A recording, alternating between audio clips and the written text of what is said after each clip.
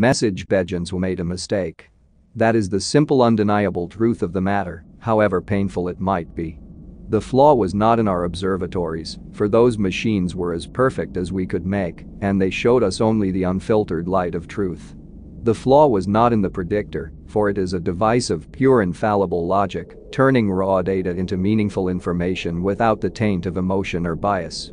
No, the flaw was within us, the orchestrators of this disaster, the sentients who thought themselves beyond such failings. We are responsible. It began a short while ago, as these things are measured, less than 6 daily ago, though I suspect our systems of measure will mean very little by the time anyone receives this transmission. We detected faint radio signals from a blossoming intelligence 214 Delis outward from the galactic core, as photons travel. At first crude and unstructured, these leaking broadcasts quickly grew in complexity and strength, as did the messages they carried. Through our observatories we watched a world of strife and violence, populated by a barbaric race of short-lived, fast-breeding vermin. They were brutal and uncultured things which stabbed and shot and burned each other with no regard for life or purpose. Even their concepts of art spoke of conflict and pain. They divided themselves according to some bizarre cultural patterns and set their every industry to cause of death. They terrified us, but we were older and wiser and so very far away, so we did not fret. Then we watched them split the atom and breach the heavens within the breadth of one of their single, short generations, and we began to worry.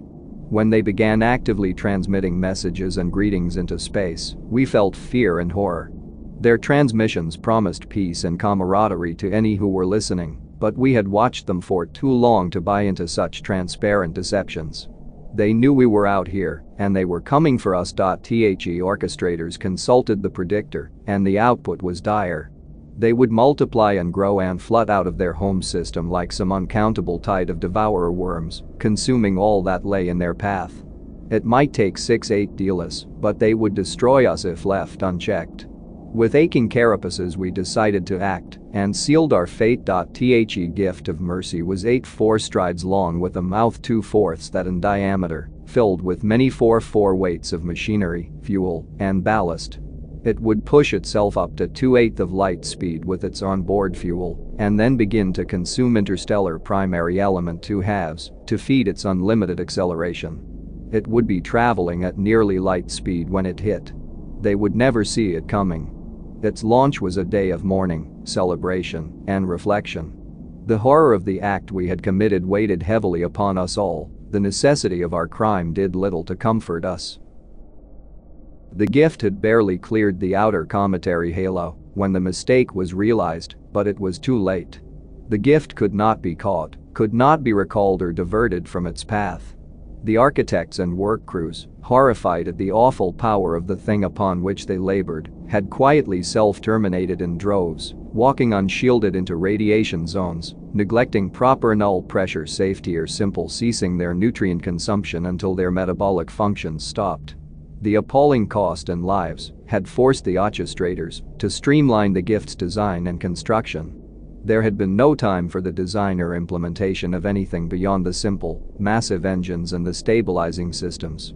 We could only watch in shame and horror as the light of genocide faded into infrared against the distant void. They grew, and they changed. In a handful of lifetimes they abolished war, abandoned their violent tendencies, and turned themselves to the grand purposes of life and art.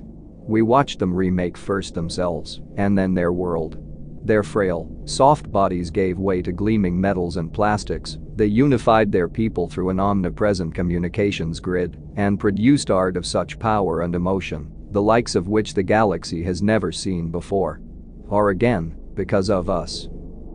They converted their homeworld into a paradise by their standards, and many 10-6s of them poured out into the surrounding system with a rapidity and vigor that we could only envy.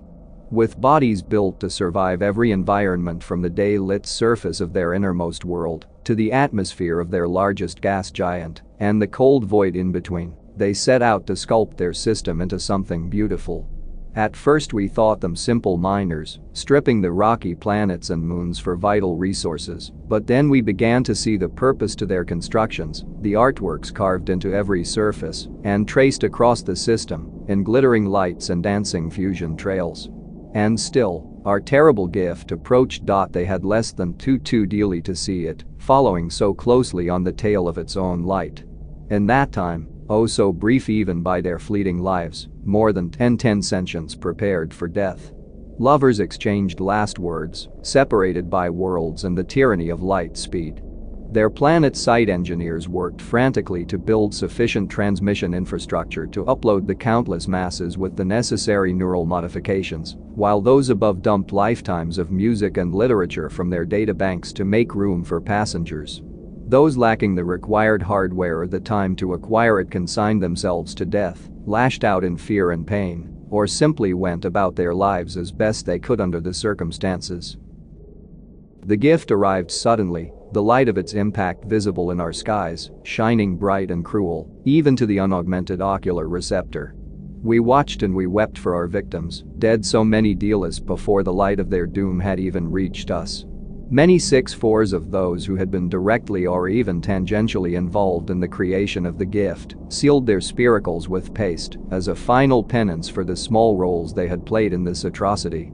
The light dimmed, the dust cleared, and our observatories refocused upon the place where their shining blue world had once hung in the void and found only dust and the pale gleam of an orphaned moon, wrapped in a thin, burning wisp of atmosphere that had once belonged to its parent. Radiation and relativistic shrapnel had wiped out much of the inner system, and continent-sized chunks of molten rock carried screaming ghosts outward at interstellar escape velocities, damned to wander the great void for an eternity.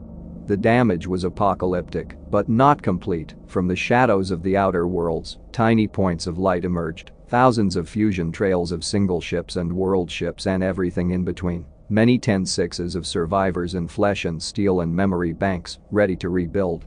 For a few moments we felt relief, even joy, and we were filled with the hope that their culture and art would survive the terrible blow we had dealt them. Then came the message, tightly focused at our star, transmitted simultaneously by hundreds of their ships. We know you are out there, and we are coming for you. Message ends.